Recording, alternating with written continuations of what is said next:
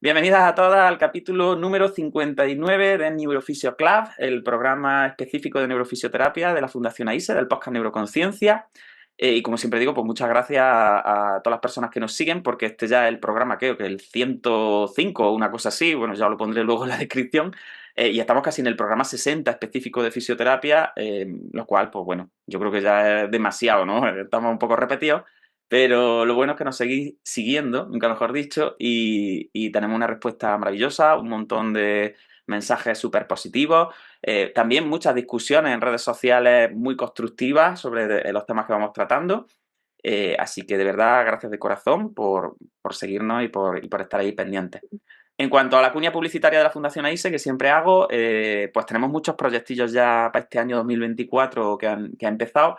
En primer lugar, tenemos ya fecha, bueno, se publicará en los próximos días para el primer congreso virtual de pacientes con trastornos funcionales neurológicos, que va a estar muy chulo, que se va a organizar aquí en Zoom, que lo organiza mi compañero Manuel Jesús Quintero, y creo que puede estar muy interesante, porque va a ser un foro así como muy transdisciplinar y sobre todo muy centrado bueno, en personas afectadas y su punto de vista, porque es verdad que el año pasado hicimos el Congreso Neuroconciencia sobre trastornos funcionales y muchas asociaciones, muchos pacientes como que se quedaron con las ganas de decir, ay, queremos ir, pero bueno, como estaba acreditado y iba un poco enfocado a profesionales, pues dijimos, bueno, pues mira, con la excusa de que no lo habéis pedido, hacemos algo específico para que lo podáis disfrutar de una forma un poco menos, bueno, pues menos centrada en las disciplinas y más centrada en las personas que viven con este trastorno y que creo que tienen que también tener voz. Va a ser en abril, creo que incluso va a ser el Día Internacional de los Trastornos Funcionales, creo, me han chivado por ahí. De todas formas, ya os digo que Manuel os lo comentará.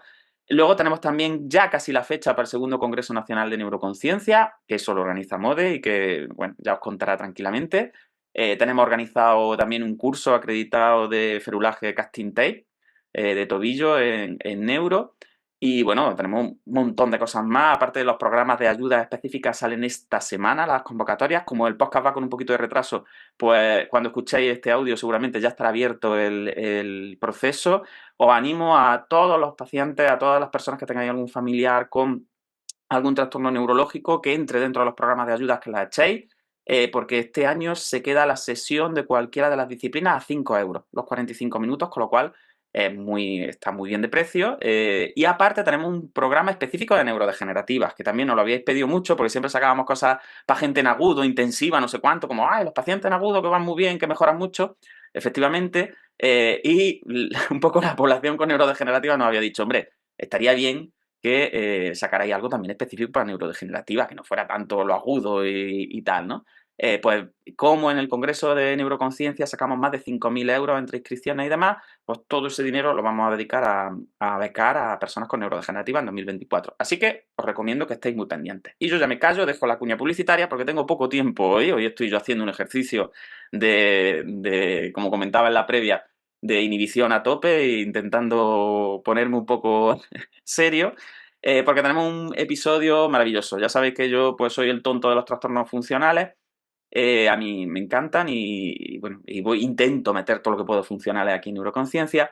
Y hoy cuento con dos invitadas maravillosas que ahora se van a presentar ellas, que yo de verdad se lo decía a los correos, que para mí es un honor tenerlas aquí, pero es que es verdad, es que no lo digo con la boca chica, sino que es que se me llena la boca, porque creo que son dos mujeres que tienen una experiencia brutal en trastornos neurológicos funcionales.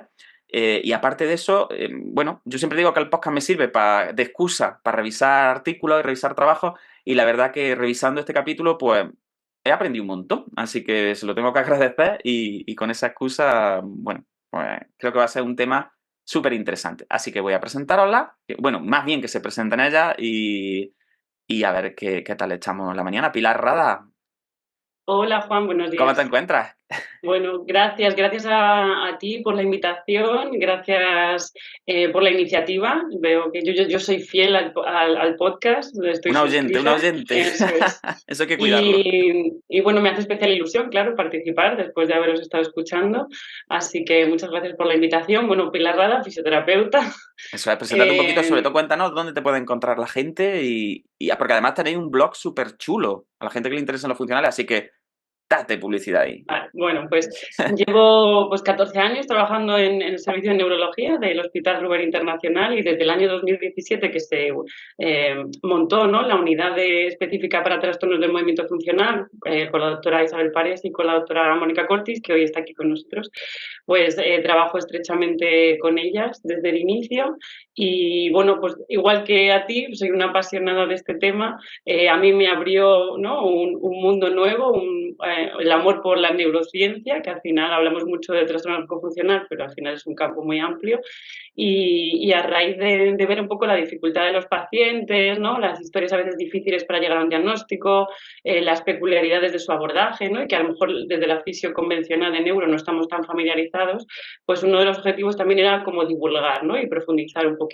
Y entonces, pues con otra compañera, con Beatriz Martín, pues hicimos una página web específica que es www.trastornoneurológicofuncional.com, en el que, bueno, pues invito a leer y que intentamos colgar y generar recursos, tanto para pacientes como para profesionales. Y, bueno, pues hay un blog que está empezando y que, bueno, invito a todo el mundo al que quiera participar, ya sea, ¿no?, desde una experiencia propia, ¿no?, como algo más serio, pero bueno, que está abierto a todo el mundo, así que nada, os invito a leerlo.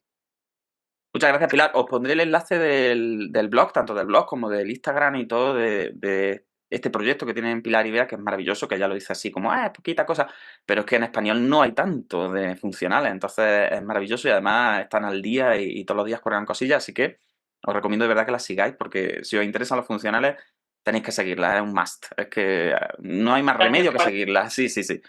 Bueno, y en segundo lugar, pues tenemos aquí a otra invitada que yo no conocía personalmente, pero bueno, sí conocía de haberla leído, un poco como le decía a Víctor y a Dani en el capítulo 100, ¿no? De pasar mis ratillos ahí en la cama revisando, ¿no?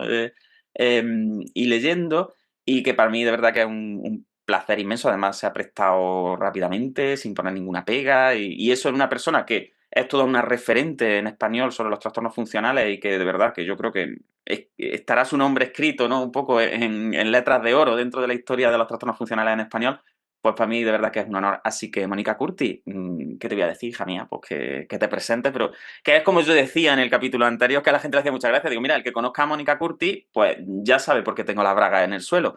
Y el que no la conozca, pues que se vaya y que la conozca, porque es que es un pecado no conocerla. Así que, ¿qué tal? Buenos días. Muchas gracias, Juan.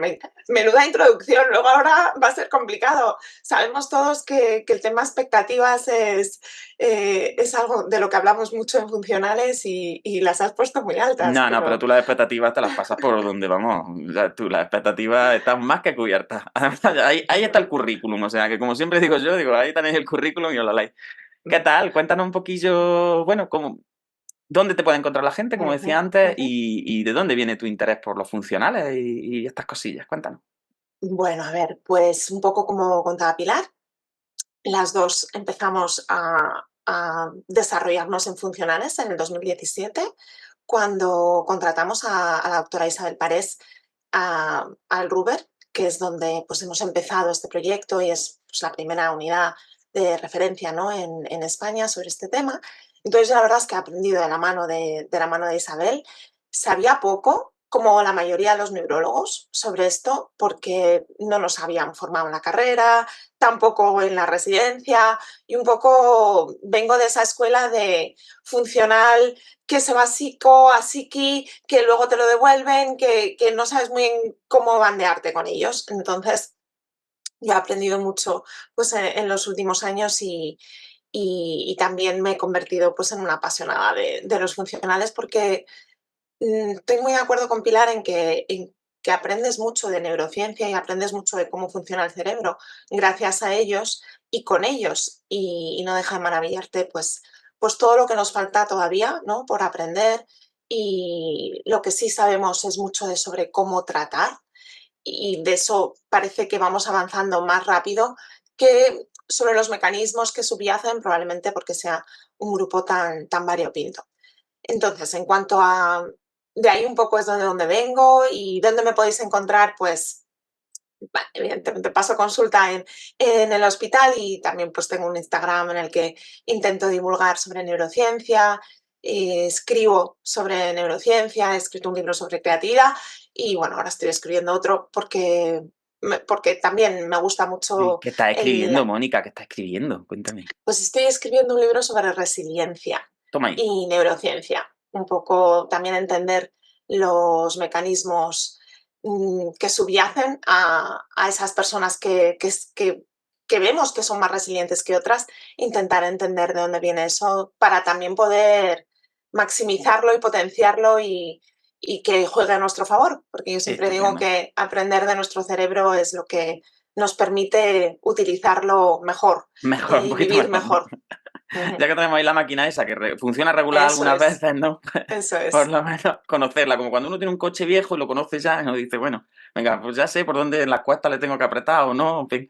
Muy bien, Mónica. Eso Pues es. dejaré también, por supuesto, las referencias del libro de Mónica, de algunos de sus trabajos, que hoy vamos a pasar un poquito por encima. Y os recomiendo mucho que la sigáis en redes sociales porque de verdad que todo lo que publica es súper interesante. Bueno, pues si os parece, vamos a meternos un poquito en el ajo, como decimos aquí abajo. Y bueno, yo la primera pregunta que os quiero hacer un poquillo, y respondéis como queráis, es en este podcast ya hemos hablado un poco de trastornos funcionales, lo comentaba antes a Mónica, hemos hablado de algunos procesos ya que están relacionados con ellos, de fisiopatología, ¿no? Hemos hablado incluso de algunos signos clínicos, que luego veremos que también están muy relacionados con lo que vamos a hablar hoy, como el temblor funcional y estas cosas, ¿no?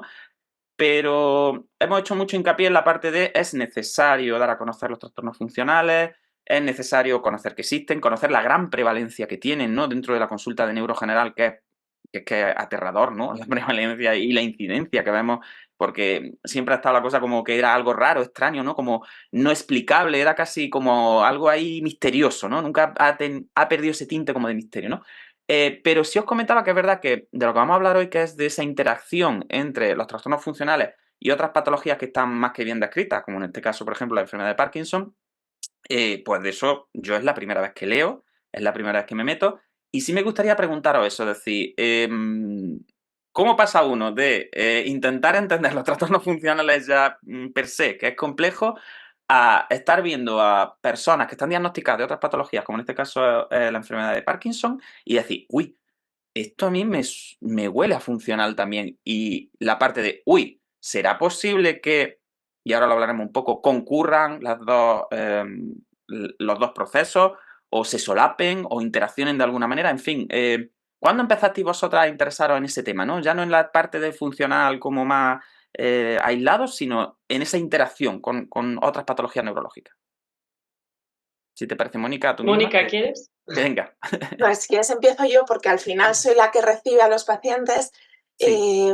A mí esta patología me ha gustado desde hace mucho porque sí que intuías que había algo que se te podía estar escapando en pacientes bien diagnosticados, con un tratamiento, en una enfermedad de Parkinson al uso, entre comillas, pero había algunos síntomas que no acababan de mejorar o que no, tú les medicabas, pero en cambio empeoraban. Bueno, y como que no había esa incongruencia de la que hablamos, ¿no? En los trastornos funcionales, esa inconsistencia, esa incongruencia en la patología que yo más veo, ¿no? Que es la enfermedad de Parkinson, pero también en otras, ¿eh? En la distonía también se ve, en el temblor esencial también se ve, en la esclerosis múltiple, a la que yo no me dedico especialmente, es muy frecuente, e Ujú. incluso en la demencia es frecuente, en la demencia por cuerpos de Levy en concreto, que es una prima hermana, ¿no? De la enfermedad de Parkinson. Entonces, cuando un paciente viene y te cuenta una historia rara, una historia de yo tengo una enfermedad de Parkinson desde hace no sé cuántos años y de repente me pongo mucho peor y empiezo a tener un temblor que no consigo controlar y indagas un poquito más en ese episodio concreto, en ese síntoma tan agudo que acaba de ocurrir, que no concuerda con la historia natural de una enfermedad de Parkinson, pues ya te pones en alerta de que puede estar ocurriendo otra cosa. Claro, Lo porque tan... Mónica, disculpa un momento, ese inicio de síntomas como tan agudo, ¿no? Tan de Ujú, repente va la enfermedad de Parkinson, como tú comentas con su historia natural, y de repente aparece algo que es como muy paroxístico, ¿no? Como muy de ujú, repente, ¡pum! Esa es una de ujú. las características de esta comorbilidad Parkinson funcional que comentas en algunos de tus trabajos, ¿no? Es una de, como esos signos que te pueden avisar un poco, ¿no? Como todos sabemos, lo agudo ya te avisa del funcional, por supuesto, no toda la patología aguda es funcional, pero bueno, Sí, sí. suele tener un debut relativamente agudo o subagudo.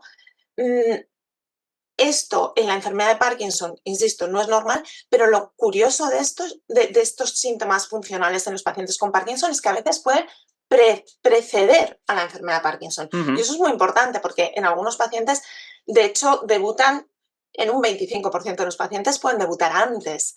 Entonces, esto es lo que a nosotros también nos ha hecho seguir muy de cerca a nuestros pacientes, porque nuestros pacientes funcionales puede que estén en la antesala de una enfermedad de base, como pueda ser una enfermedad de Parkinson o un tipo de demencia, o por tanto son pacientes que debemos de seguir. Y esto es algo que los neurólogos cada vez nos vamos concienciando más de ello, que no es te hago un diagnóstico, un trastorno funcional, te mando al fisio, te mando al psicólogo y luego hasta luego, sino que de hecho te voy a seguir porque puede estar avisándonos de que está ocurriendo otra cosa. Estupendo. Pilar, y en tu experiencia sí te iba a comentar, ¿cuándo empiezas tú a plantearte esto? Porque como fisio es una locura. Como fisio ya hay... bueno, yo estuve el año pasado en un congreso de Parkinson y un poco más y me echan a patadas, ¿no? Entonces, sí, como en Parkinson ya hay como... bueno, aunque han salido guías de práctica clínica que tenemos ya bastante consensuadas, pero bueno, los fisios siempre estamos como explorando mucho y no tenemos muchas cosas claras, ¿no? Pero ya cuando uno se mete en este campo, ¿no? de la interacción entre las dos cosas, ¿en qué momento empezaste tú a poder como observar también, es decir, esto no me cuadra, esto es un poco incoherente, incongruente, ¿no? Lo que se comenta siempre. Vale, bueno, yo es verdad que soy una privilegiada, como digo yo, porque Claro. trabajo en una unidad de referencia en el que tengo un contacto directo con los neurólogos de trastornos del movimiento, porque es lo que hablamos, son pacientes que son complejos, o sea, ya de por sí un trastorno neurológico del movimiento funcional a veces es complejo, pues ya si tenemos una enfermedad neurológica de base, el saber muchas veces cuánto es de la enfermedad neurológica de base, cuántos son esos síntomas funcionales, ¿no? Y que muchas veces esos síntomas funcionales encima son los que más discapacitan al paciente, o sea que ellos, ¿no? Están mucho más limitados muchas veces por esos síntomas funcionales. Es difícil, o sea, esa línea, vamos a decir, no suele ser una línea como muy clara de división. Entonces, el tener un contacto directo con el neurólogo en el que tú puedas, ¿no? Ver un poco qué es lo que él ha visto expresamente en la consulta, qué le ha servido a él como para, ¿no? Llegar a la conclusión de que esa parte de los síntomas son funcionales. Y luego muchas veces también es explorar, ¿no? Si tú tienes claro cómo funciona la enfermedad de base y claro cómo suelen funcionar los síntomas funcionales, pues al final es un poco explorar diferentes estrategias motoras con el paciente y ver qué pasa con esos síntomas, si hay esa variación, si hay, ¿no? si hay esa mejora cuando tú ¿no? buscas un movimiento más automático o no. Y es verdad que eso en el Parkinson todavía es más importante, porque al final en la enfermedad de Parkinson pierden ese automatismo los pacientes, ¿no? Entonces, hacer los movimientos suelen tener un control como más directo, más cognitivo, ¿no? Tienen entonces, ahí todavía interfiere más.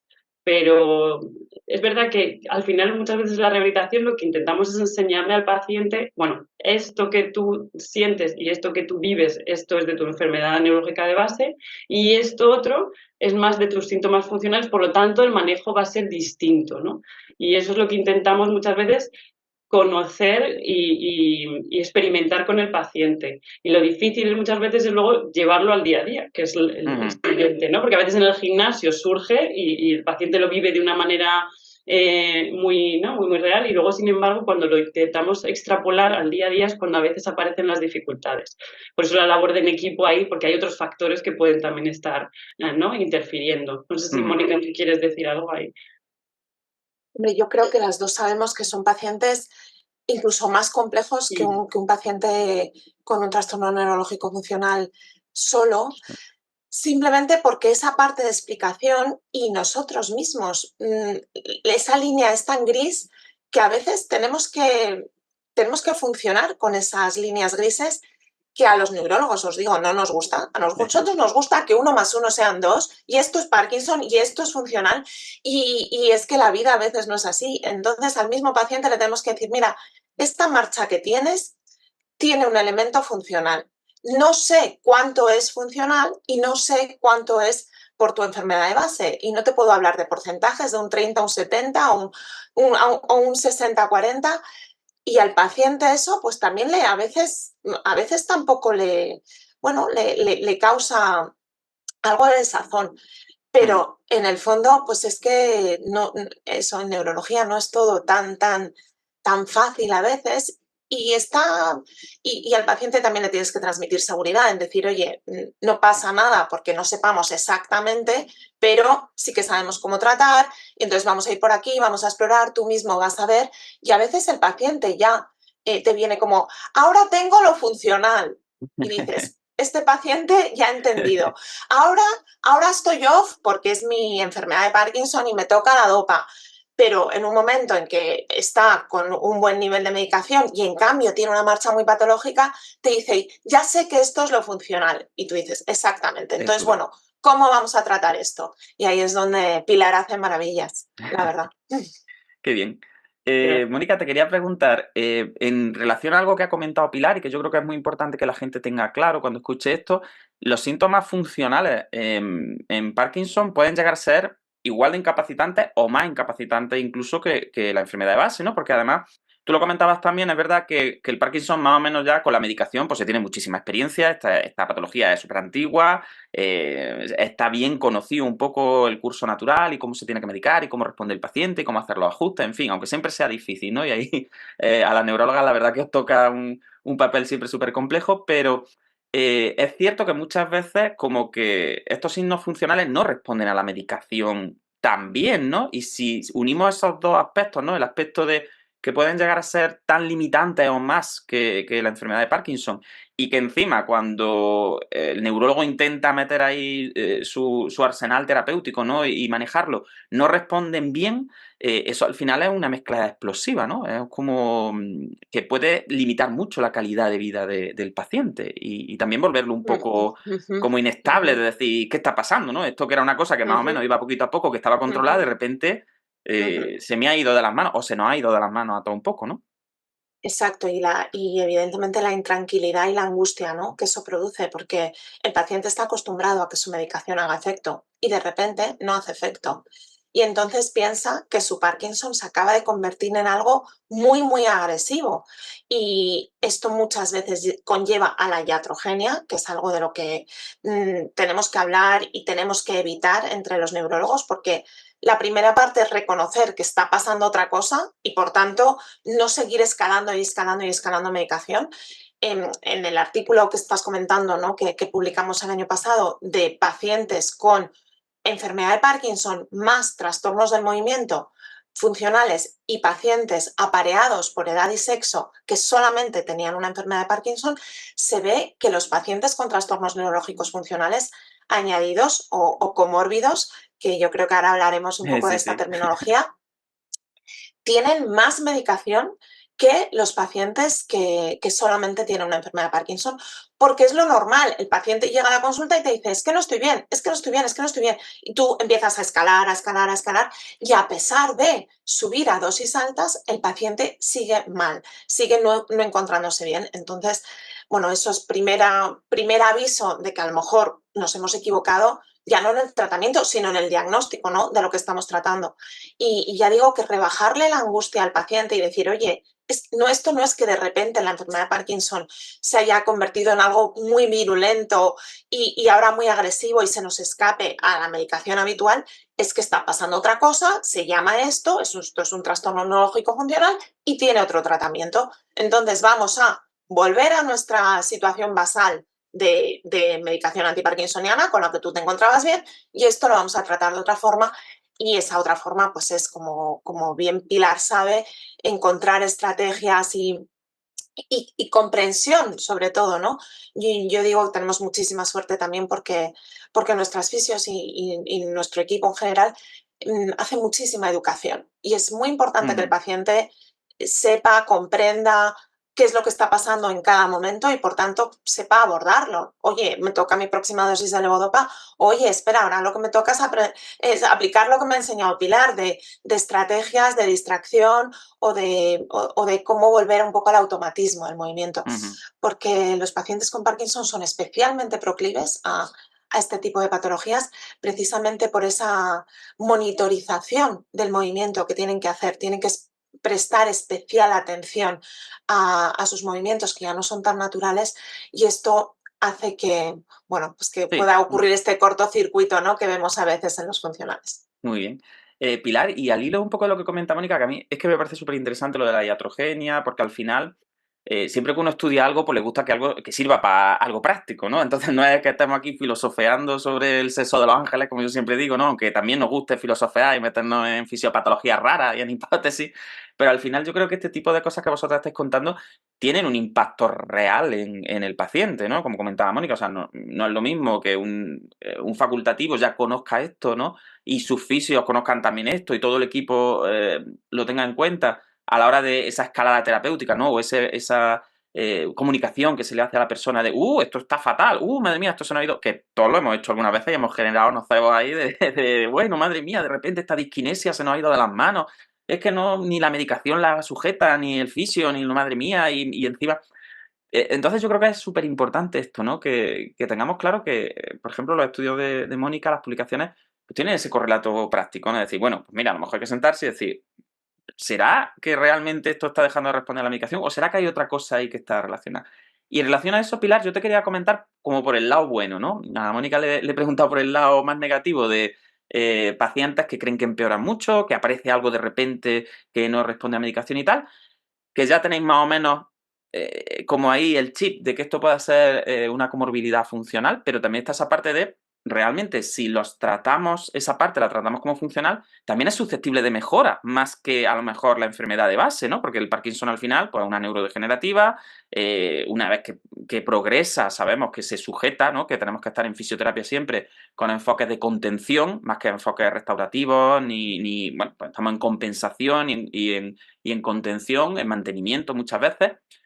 Pero por suerte, entre comillas, los signos funcionales sí a lo mejor son más susceptibles de cuando se les da un buen enfoque, como no revertir, pero sí mejorar de una forma que la persona tenga la sensación de decir, como que ha adquirido cierto control sobre este empeoramiento que estaba viendo, como que era un río desbocado y desde fisio, desde la reeducación, desde la información que hacía antes Mónica, como que sí se puede como mejorar, ¿no? Y por lo menos tener esa sensación de se está haciendo algo con esto.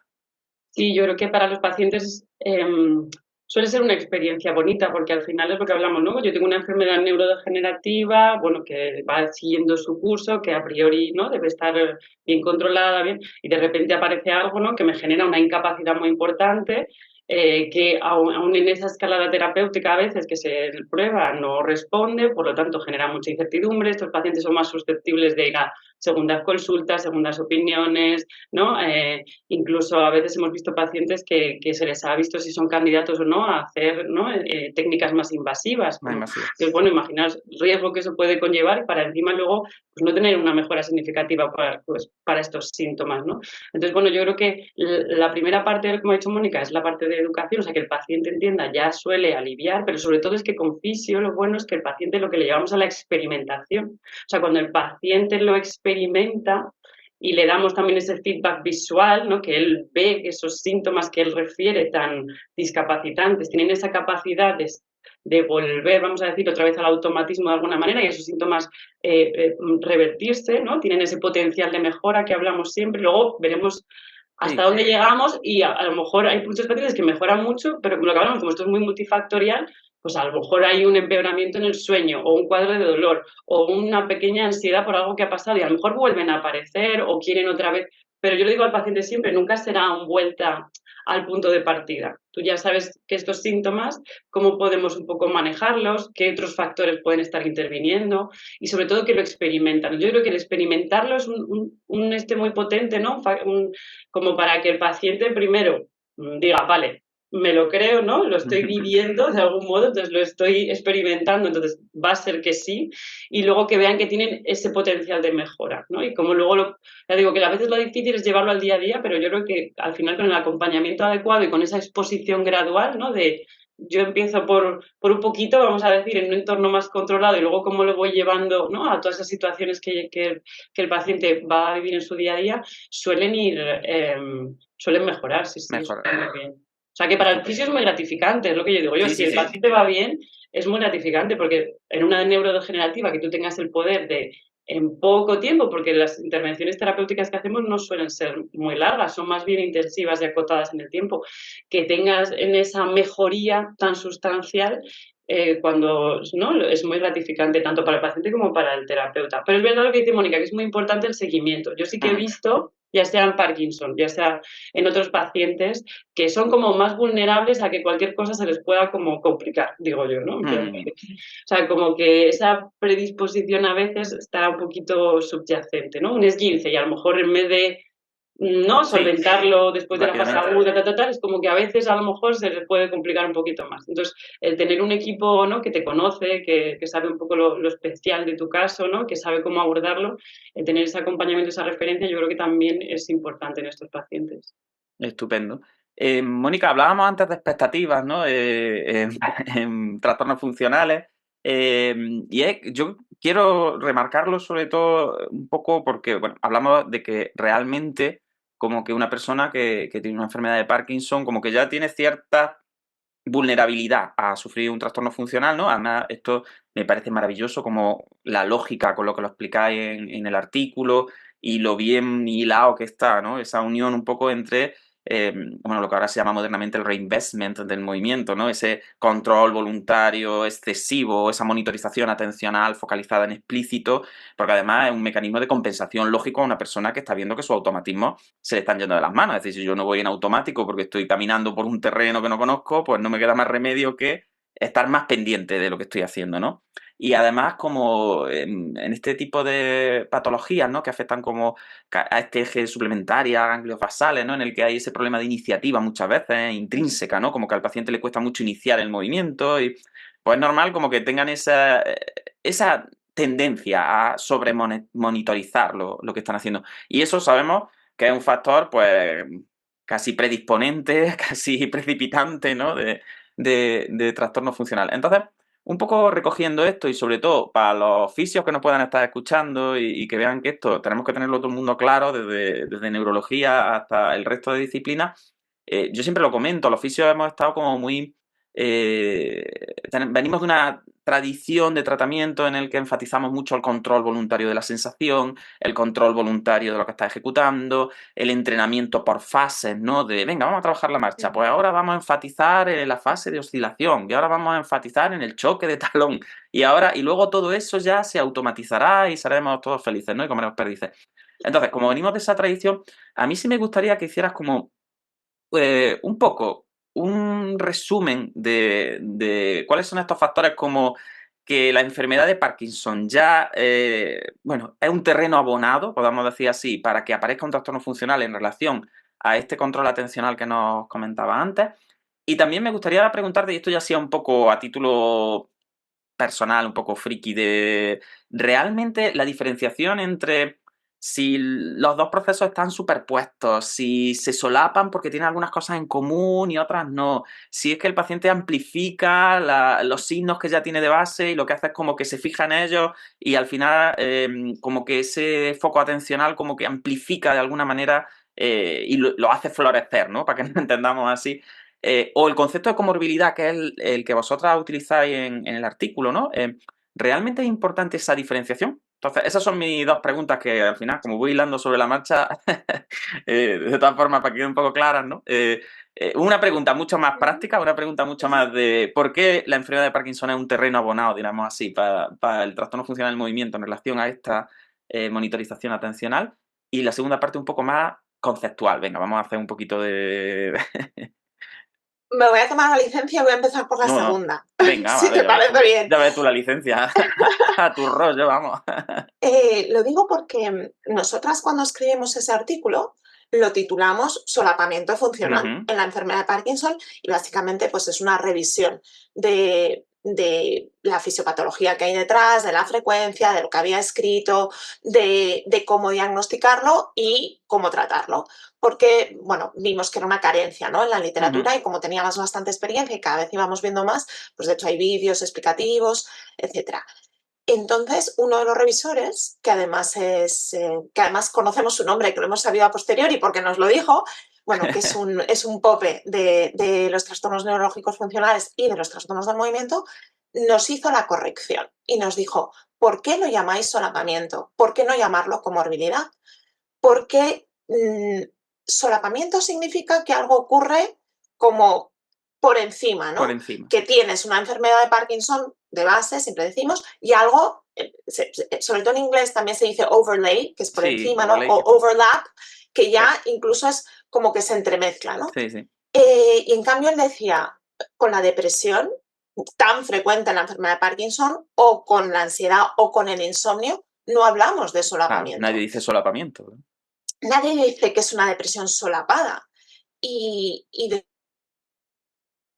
dijimos, anda, pues tienen razón. O sea, porque esto es simplemente que es tan frecuente que la enfermedad de Parkinson tenga una depresión, ansiedad y además tengas un trastorno del movimiento, que por qué no hablar de los trastornos neurológicos funcionales como algo similar, algo que simplemente ocurre a la vez en un paciente que tiene una especial vulnerabilidad, que es un poco esta segunda parte, ¿no?, de tu pregunta. Sí, sí. Es decir, hay unos factores de riesgo que hacen que nuestros pacientes como la enfermedad de Parkinson tengan más tendencia que otros a tener un solapamiento funcional o comorbilidad funcional.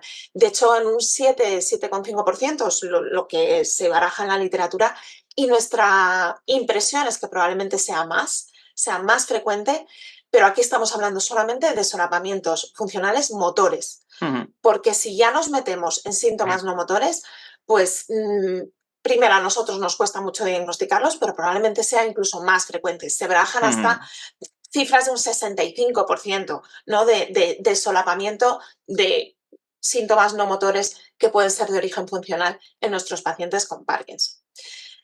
Entonces, segunda parte, ¿por qué más frecuente en estos pacientes?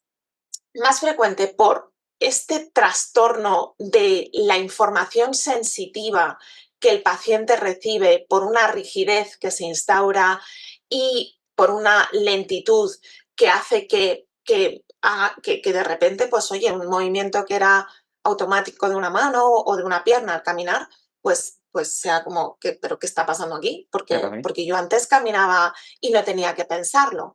Y ahora pues voy empezando a tropezar. Entonces, bueno, pues ese giro de la atención, ¿no?, que hemos comentado antes, pero también hay otros factores que probablemente tengan que ver con este tema anímico. La depresión es muy frecuente en los pacientes con trastornos neurológicos funcionales y también es muy frecuente Un factor de en la riesgo. enfermedad de Parkinson como factor de riesgo. El insomnio es parte de vamos, todo lo que es el rango de síntomas no motores de la enfermedad de Parkinson y también de los trastornos funcionales. La fatiga, la lexitimia, o sea, otros factores que ya tienen que ver con otras esferas, ¿no?, que son frecuentes en ambos. Entonces, ¿por qué no el que se puedan dar a la vez? Claro. Al final es importante también por darle como un lugar al trastorno funcional que no sea como decía el revisor, ¿no? Que no sea como, bueno, es como que algo que aparece aquí a la vez, pero que tiene menos entidad, ¿no? Y darle la entidad que merece, que es, pues bueno, es que a lo mejor son dos procesos patológicos que están, pues, que están generando una comorbilidad. Pilar, no sé si os habéis dado cuenta, pero son ya y 48 minutos. Yo al final sé que cuando yo digo que el programa va a ser largo y tal, os parece mucho y tal, pero que estamos terminando en nada. Pero yo me quedo, Pilar y Mónica han hecho conmigo como cuando uno le gusta a alguien y te invita a un café rápido, ¿no? Es como, ¡ah! Y te deja ahí con dejamos ganas de ahí. más, ¿no? Y luego estás mirando el móvil todo el rato a ver si te escribe, a ver si te invita a otro café, ¿no? Pues ellos han sido listas y me lo han hecho, ¿eh? Me están ahí con el cafelillo.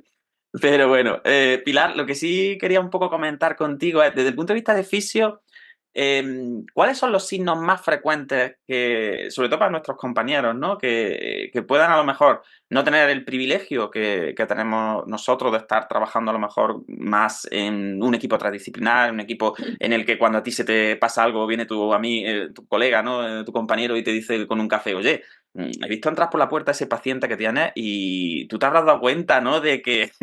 y tú dices, pues no me había dado cuenta.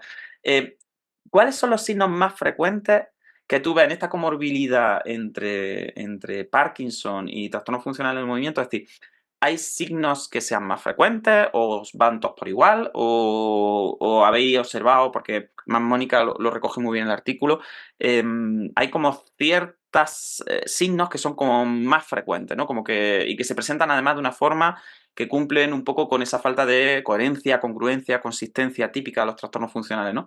Entonces, para nuestras compañeras fisios que estén trabajando con enfermedad de Parkinson y que puedan como detectar, decir, bueno, a lo mejor yo no sé bien lo que está pasando, a lo mejor necesito decirle al paciente, oye, ¿por qué no vas y consultas con no sé quién? Porque esto, al final yo creo que es importante también tener como esa intuición, ¿no? De, no, supuesto, no meterle miedo a la gente en el cuerpo, ¿no? De, ah, Dios mío, que esto es tan raro que te tengo que mandar a ningún lado, ¿no? Pero sí, aunque sea a título privado, decir, uy, pues a lo mejor le tengo que preguntar a Pilar, o le tengo que preguntar a Mónica, o le tengo que preguntar a alguien, porque estoy observando esto en mi paciente que no termina de cuadrar. Cuéntanos un poquillo así con lo que más te encuentras tú y qué signos te llaman la atención más, o de esto ya dentro de tu experiencia, ¿eh? No hace falta tanto ir a la estadística, ¿no? De, pues, por orden de importancia, sino en tu día a día.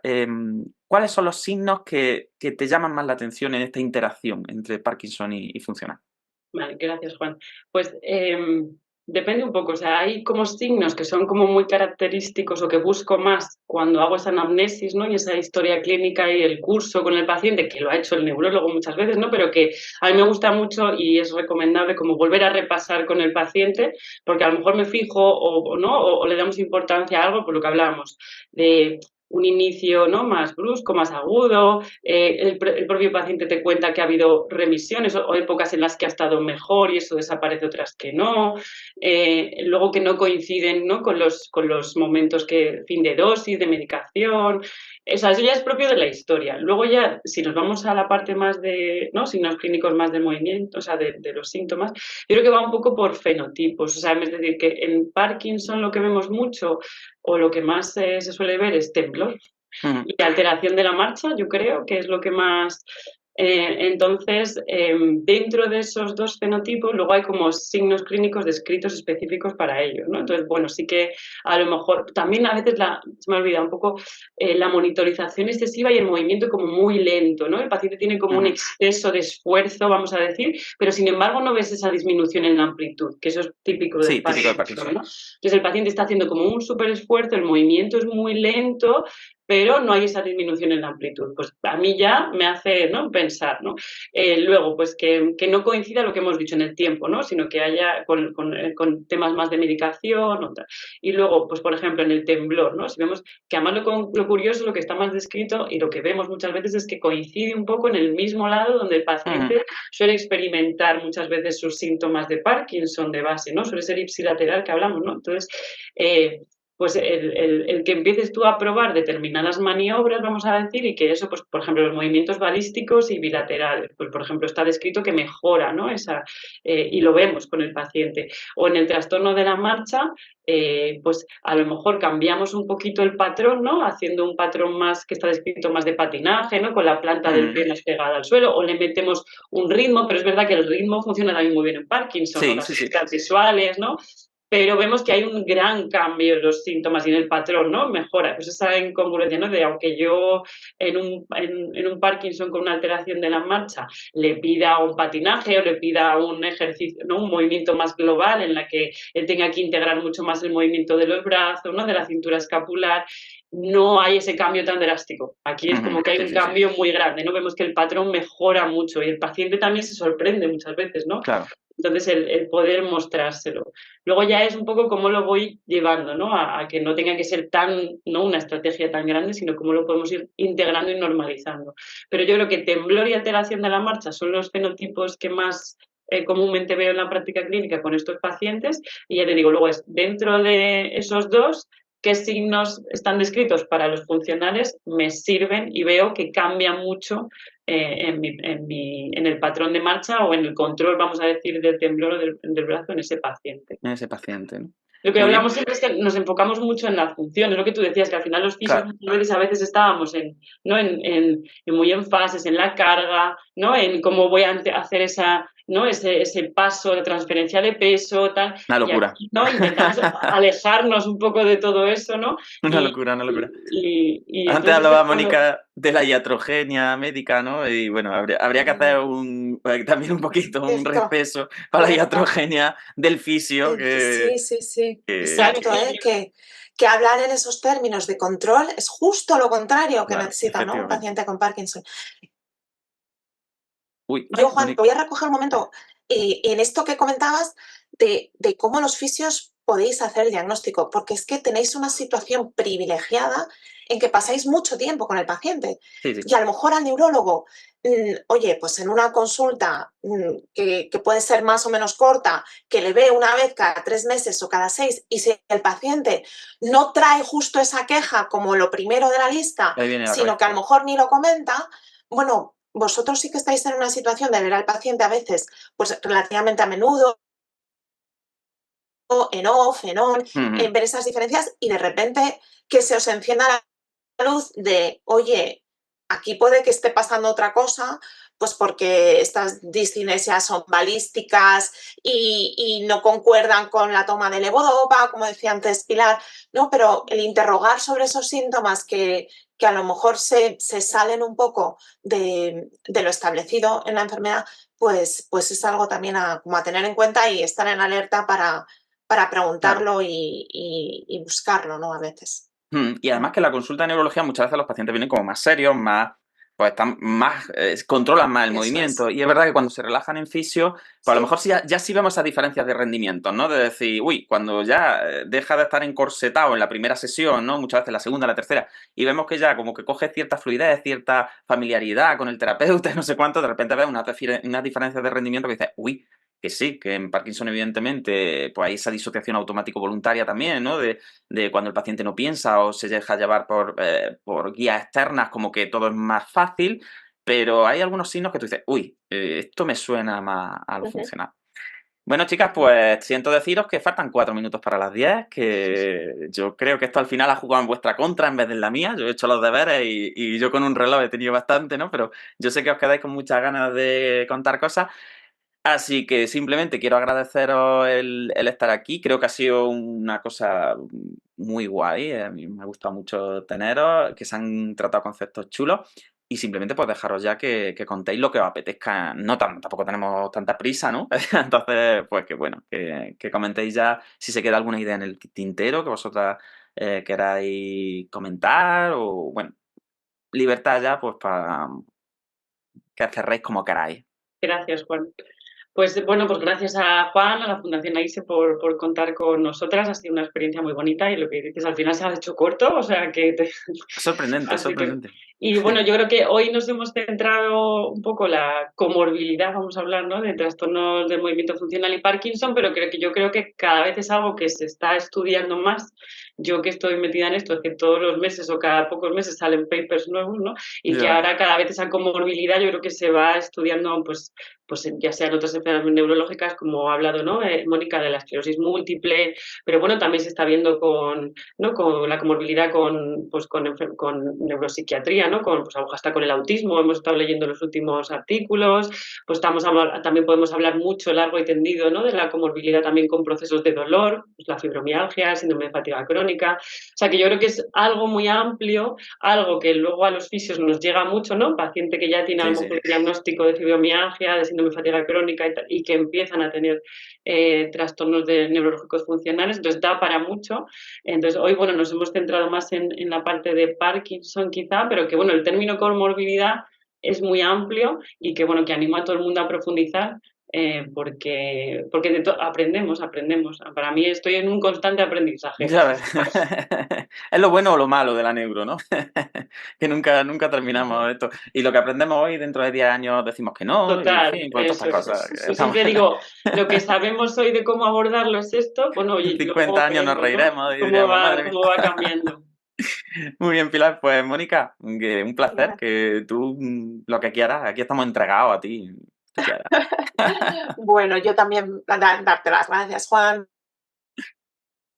dar las gracias a Pilar, que en el fondo también ha sido nuestro enlace, y a la Fundación, ¿no? Por todo vuestro trabajo que es muy importante. Y lo que decimos, la educación, y que los pacientes y que la sociedad sepa más y sea la que le diga al neurólogo, a lo mejor yo tengo algo funcional. Esto está llegando, esto está llegando. Y yo tengo personas que llegan a la consulta con este posible diagnóstico, ¿no? Encima de la mesa, porque han leído, porque no les cuadra, porque ellos mismos, ¿no?, han buscado información. O sea que eso es algo buenísimo. Es maravilloso. Y gracias a gente como vosotros, incluyo también a Pilar, que hace muchísimo para la divulgación de esto.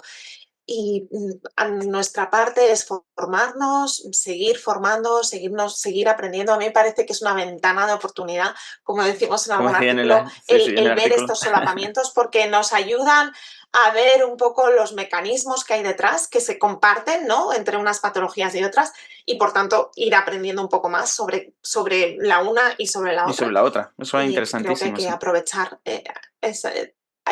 aprovechar, hay que aprovechar que esto es algo que te abre un poco una puerta, ¿no?, a seguir investigando. Porque a lo mejor aprendemos también del Parkinson aprendiendo estas comorbilidades, claro. Guay eso. Por supuesto. Y bueno, quedarme con ese mensaje positivo, ¿no?, de que los trastornos funcionales son potencialmente reversibles y por tanto no se nos pueden escapar. Tenemos que intentar poner todas las armas a nuestra disposición para tratarlos, y cuando no es irreversibles, por lo menos contenerlos para evitar iatrogenia, para evitar que eso vaya más, que ya es mucho, ¿no?, en algunos pacientes. Y esa es vuestra labor también, junto con nuestros equipos de psiqui de todo, claro, y neuro, Madre, aquí, esto lo bueno es que, como ha dicho Pilar, pues hay tantas comorbilidades, hay tanto que aprender, que podéis venir cuando queráis. Yo siempre utilizo el discurso para invitaros de nuevo, por supuesto, siempre que queráis. La Fundación tiene las puertas abiertas, incluso si queréis organizar algún programa propio, cualquier cosa que os interese, pues aquí tenéis siempre un micrófono, y nos encanta que podamos hablar de estas cosillas, que yo creo que hay un cambio, que se está viendo un cambio, y al final también tiene que ver con el trabajo de gente como vosotras, que estáis ahí a pico y pala, publicando, tratando, evaluando, haciendo clínica, y es importantísimo. Así que nada, ya solo me queda despedirme. Pues Juan, creo que te voy a coger la palabra, Pilar. El próximo será sobre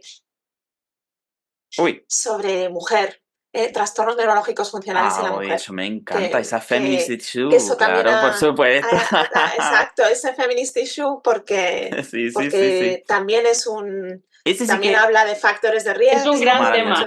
Es un gran tema. A ver si me engancháis a Isabel, que yo sé que entre todos tenemos que ir a la puerta de su casa. Juan.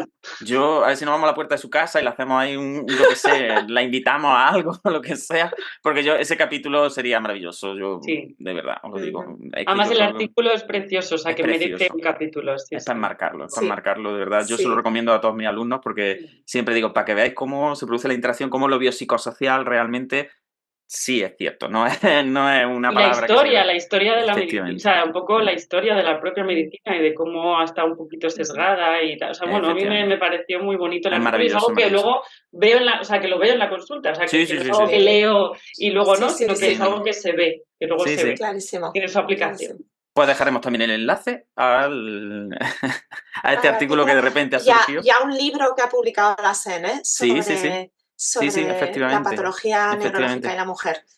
Pues nada, os cojo el guante que me habéis lanzado, irlo preparando, ponerme una fecha, y todo el tiempo que queráis le dedicamos a... Pues, Mónica, hay que persuadir a Isabel, vamos a sacar todo nuestro... Por supuesto. Me encantan estas conspiraciones dentro del podcast, porque a lo mejor un día Isabel, por casualidad, pone el programa y de repente lo escucha y no escucha aquí a nosotros. Me pitan los oídos. Claro, diciendo, mira esto, que parece que están intentando secuestrarme. Bueno, chicas, pues muchísimas gracias, de verdad. Ya solo me queda despedirme, emplazaros al próximo capítulo de Neurofisio Club, que vamos a hablar de síndromes culturales, así que también muy relacionado con este concepto. Vamos a hablar del signo de resignación, del síndrome de resignación, que es un cuadro así. Como yo también soy antropólogo, siempre me gusta tratar este tipo de curiosidades. Y luego tenemos una entrevista que estoy también luchándole a Jaime Paniagua sobre disfagia y cognición, que va a ser, estoy ahí detrás de él, a ver si escucha Jaime, que yo sé que escucha los programas. Jaime, mándame un mensajito y, y ponemos la entrevista. Así que bueno, gracias de corazón, como siempre decimos a la Fundación AISE, que el movimiento os acompañe, que seáis muy felices, que tengáis cuidado con las gripes que hay por ahí, que es que son terribles este año, y que un placer auténtico. Muchas gracias y Gracias. nos vemos pronto, chicas. Hasta Gracias. luego. Gracias. Adiós, Gracias. bonita, adiós.